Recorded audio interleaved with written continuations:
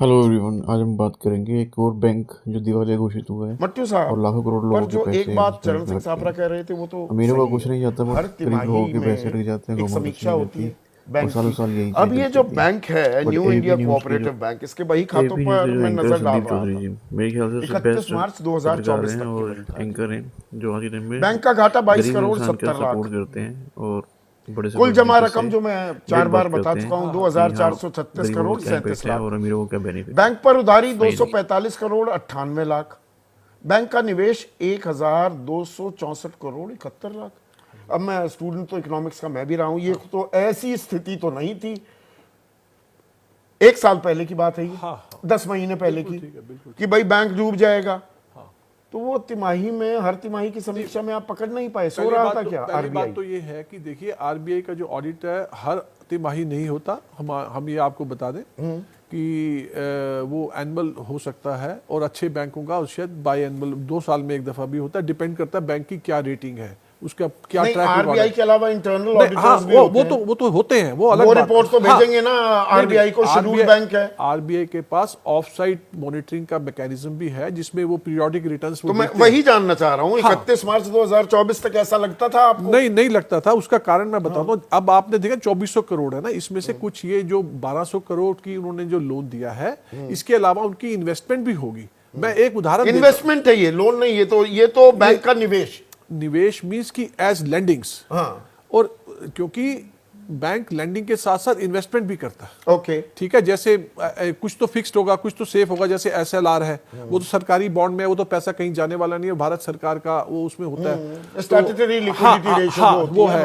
एक उनकी सीआरआर है। हाँ, वो तो दोनों रिक्वायरमेंट है, वो तो शेड्यूल्ड बैंक के लिए। हाँ, वो पैसा सेफ है। बट जहां तक अब सवाल ये होता है कि 2024 से लेके जो अब तक जो इस पीरियड में उस लैंडिंग्स का या उस इन्वेस्टमेंट का क्या हुआ, ये उनको ये घटना दुर्घटना कहाँ हुई, बीच में इंटेंशनल है कि एक्सटर्नल हालात है, ये अभी इसके बारे में मतलब कुछ नहीं कह जिस सकते। राज्य में पिछले 10 सालों में 80 में से हाँ। पूरे भारत में 80 बैंक लाइसेंस रद्द हुए, जहां जिस राज्य में 36 के लाइसेंस रद्द हो चुके हैं, जहां पर, एक मिनट सर, थोड़ी सी जानकारी दर्शकों को होनी चाहिए हमारा सिस्टम चलता कैसे है। 2019 में Punjab and Maharashtra cooperative bank जी, फिर 2021 में शिवाजी राव भोसले सहकारी बैंक, फिर 2022 में इंडिपेंडेंस कोऑपरेटिव बैंक, फिर 2022 में ही मराठा अर्बन कोऑपरेटिव बैंक। घोटाले दर घोटाले हो रहे हैं, गड़बड़ झाले हो रहे हैं, वहां पे तो और आंखें खुली रखनी चाहिए सिस्टम को। इनमें क्या चीज है कि जो कोऑपरेटिव बैंक है, इनमें पॉलिटिकल इंटरफेरेंस होती है, क्योंकि उन्हीं के लोग होते हैं। फिर सरकार क्या कर रही है? नहीं, वो उनका स्ट्रक्चर ऐसा है। देखिए कोऑपरेटिव स्ट्रक्चर ये कमाल है। मतलब अब स्ट्रक्चर ऐसा, हम क्या करें? मतलब कोई कुछ नहीं कर सकता। नहीं, इसके कानून है, पर विद इन दी कानून ही तो काम होगा ना। देखिए ऑल ऑफ ए सडन कोई घटना, देखिए कोई भी चीज मतलब होगी। ये कानून ऐसे हैं कि अमीरों को पूरा फायदा मिल जाता है, अमीरों का कुछ नहीं, बाल बाका नहीं होता, आम आदमी रोता रहे, चिल्लाता रहे। मैं आपकी इस बात से थोड़ा सा सहमत नहीं हूं। मैं इसका कारण ये मुद्दा अलग है, वो मुद्दा अलग है। मैं आपको बता दूं, जो आपने राइट ऑफ कहा, फॉर एग्जांपल आपके 3 बड़े डिफॉल्टर्स कौन है? विजय माल्या, मेहुल चोकसी, और एक तीसरा कौन सा है, मैं नाम भूल गया, नीरव मोदी। अब आप देखिए इनकी जो है 22,000-23 हजार करोड़ का इनका, मैं आपको उदाहरण दे रहा हूं, इनके पास हमारा मतलब बैंकों का बकाया है, जिसमें से ईडी ने दिल्ली हाई कोर्ट में 2023 जून में एफिडेविट फाइल किया है। उसमें से 21,000 करोड़ की प्रॉपर्टी उसकी आइडेंटिफाई हो गई। ये जो सिलेक्टिव आंकड़े जब जाते एक सेकंड मैं आपको बता रहा हूं, वो हो चुकी है। मान लो अगर आज हमारी कानूनी प्रक्रिया ऐसा हो कि उस प्रॉपर्टी को हम बेच दें 21-22 हजार करोड़, तो टोटल 23-23.5 हजार का जो कर्जा है। और ये आंकड़े आपके बिल्कुल दुरुस्त है। अब मैं 2 आंकड़े आपको बता दूं। हाँ, बताइए मट्टू साहब, आपकी इजाजत से। एक उद्योगपति हैं, अब कोई भी थोड़ा दिमाग लगाएगा, सर्च करेगा, नाम आ जाएगा।